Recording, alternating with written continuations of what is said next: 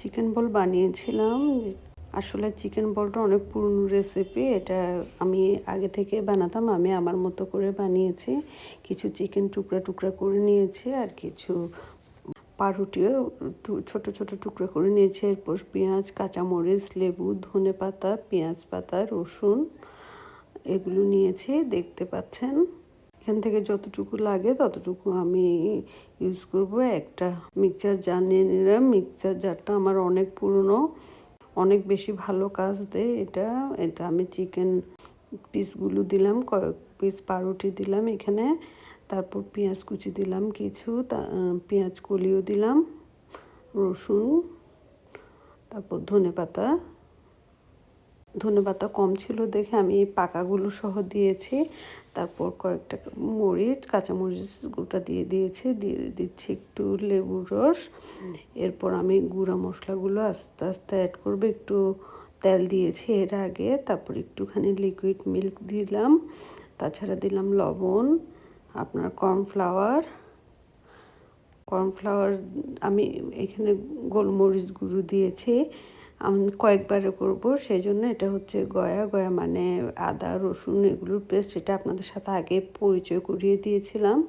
একটু tomato sauce দিয়ে ভালো করে মিক্সড করে নিব, যেহেতু ওখানে অনেকগুলো চিকেন। এটা একবারে করলে হবে না, এটা বারে বারে করতে হবে। 3-4 বারে আমার পেস্ট করা হয়েছে। এটা হচ্ছে প্রথমটার পেস্ট আমি এখানে ঢেলে দিলাম। মোটামুটি মিহি পেস্ট করেছি। সবগুলো মিলে আমার এগুলো হলো। এই তো ওখানে যে আমি তেল দিলাম সেই জন্য ওরকম আর তেল দিতে হয়নি। এগুলো ভালো করে মিক্সড করে ফেলেছি 4 বারের ওগুলো। তারপর আমি আস্তে আস্তে গোলা করে নিচ্ছি। গোলা করার আগে কিন্তু আমি হাতে একটু অয়েল মিক্সড করে নিয়েছিলাম। এই তো বলগুলো আমি আস্তে আস্তে এখানে একটা ট্রেতে রেখে দিলাম। তো খুব দ্রুত হয়ে গেল। অনেকে কিন্তু হাতের মুঠো করে হাতের মুঠো করাটা আমার আসে না, সে আমি 2 হাতে শেপ করেছি। এই তো সবগুলো হয়ে গেল চিকেন বল। তারপর আমি একটা হাঁড়িতে পানি নিয়েছি, পানিটা বলক আসা পর্যন্ত ওয়েট করেছি।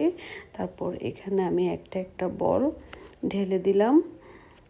বলগুলো প্রথমে ঢেলে দিয়েছি, যখন দেখেছেন আপনারা ওগুলো ডুবে গেছে।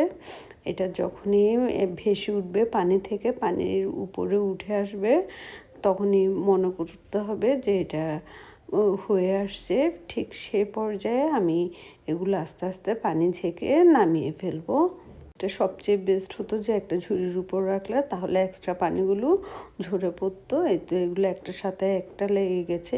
এটা কম তেলে ভাজতে হয়। আমি ফ্রাই প্যানে অয়েল দিয়েছি। একটু কুল হলে ভাজলে খুবই ভালো।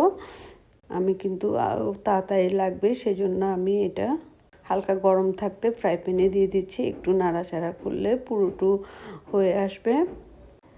এটা চারপাশ যখন ভালো করে রেড কালার হয়ে আসবে তখন বুঝতে হবে যে এটা হয়ে গেছে, ভেতরে কাঁচা থাকবে না। আপনারা মিডিয়াম লো আছে এটা করতে পারেন। এই তো আমি একটা বাটিতে তুলে সস দিয়ে পরিবেশন করার জন্য নিলাম। হয়ে গেল আমার মজাদার চিকেন বল।